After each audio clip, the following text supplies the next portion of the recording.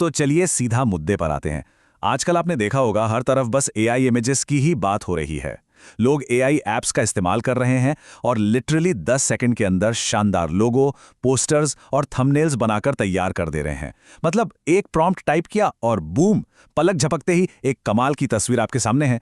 ये सब देखकर सच में हैरानी होती है, लेकिन इस स्पीड ने हमारी डिजाइन इंडस्ट्री में एक बहुत बड़ी बहस छिड़ दी है। क्या सच में ये शॉर्टकट ही हमारा फ्यूचर है? आइए आज इसे थोड़ा गहराई से समझते हैं। अब ये तकनीक आते ही सबसे पहला सवाल जो हर नए डिजाइनर के दिमाग में आ रहा है वो यही है। कई लोगों को तो लगने भी लगा है कि यार अब इतने भारी भरकम और मुश्किल सॉफ्टवेयर सीखने का क्या ही फायदा। लेकिन रुकिए, यहीं पर हम सबसे बड़ी गलती कर बैठते हैं। आधी अधूरी जानकारी के बेसिस पर अपने करियर के इतने बड़े फैसले लेना ना एक बहुत ही खतरनाक इल्यूजन है। महज कुछ सेकंड के जादू को देखकर यह मान लेना कि बेसिक टूल्स का जमाना चला गया, एक ऐसा ट्रैप है जिससे हमें हर हाल में बचना है। सेक्शन 1, एआई बनाम डिजाइन की असलियत। चलिए देखते हैं कि पर्दे के पीछे आखिर चल क्या रहा है। देखिए, सच्चाई यह है कि एआई एक बहुत ही शानदार इमेज तो जनरेट कर सकता है, लेकिन सच कहूं तो वो डिजाइन को बिल्कुल नहीं समझता। एआई कैसे काम करता है? बहुत सिंपल है। उसने आपका प्रॉम्प्ट लिया और एक इमेज बना दी। कई बार तो इंसानों के हाथों में 6 उंगलियां भी चिपका देता है। लेकिन असली डिजाइन में इससे कहीं ज्यादा दिमाग लगता है। उसमें कलर थ्योरी यूज होती है। मतलब कौन सा रंग देख के इंसान कैसा फील करेगा, टाइपोग्राफी, अलाइनमेंट और ब्रांडिंग साइकोलॉजी की गहरी समझ चाहिए होती है। अब एआई को थोड़ी ना पता है कि टेक्स्ट का अलाइनमेंट पढ़ने वाले के दिमाग पर क्या असर डालेगा। अगर हम ये मान ले कि एआई सब कुछ रिप्लेस कर देगा, तो हम असल में डिजाइन की गहराई को बहुत अंडर एस्टिमेट कर रहे हैं।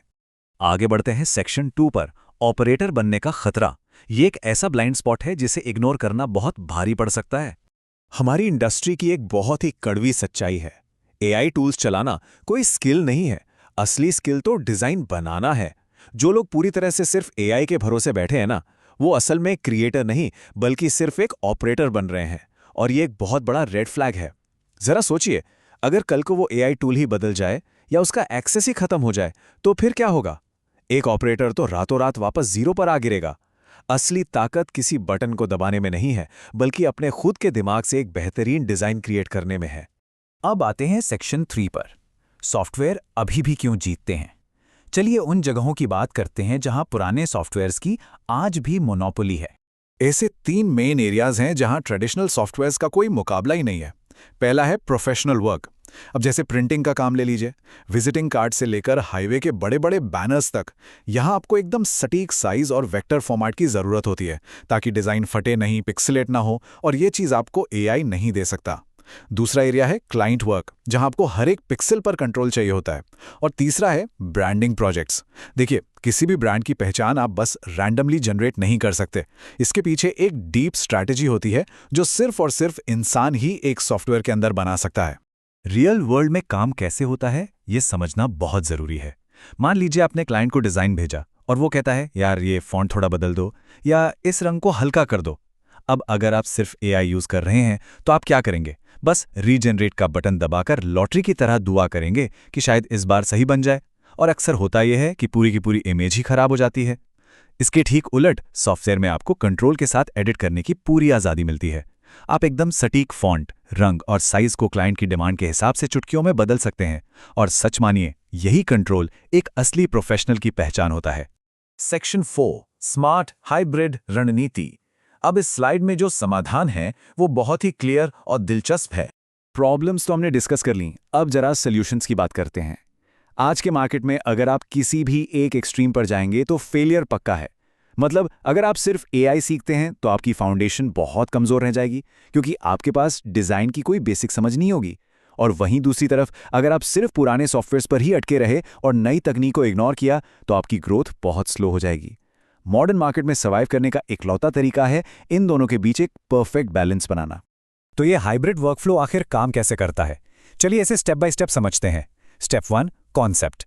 ये हमेशा आपके इंसानी दिमाग से ही आएगा। डिजाइन के पीछे की कहानी क्या है ये सिर्फ आप तय करेंगे। स्टेप 2, इंस्पिरेशन लेना। यहां आप एआई टूल्स का इस्तेमाल करके बहुत ही तेजी से नए आइडियाज और विजुअल्स को एक्सप्लोर कर सकते हैं।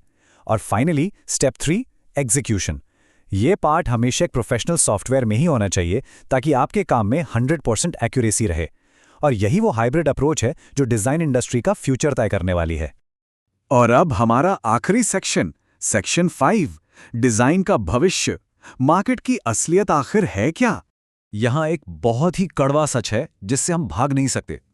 कई लोगों को लगा था कि एआई आने से काम आसान हो जाएगा, है ना? लेकिन असलियत में इसने कंपटीशन को कई गुना बढ़ा दिया है। अब हर कोई वो बेसिक लेवल का काम कर पा रहा है।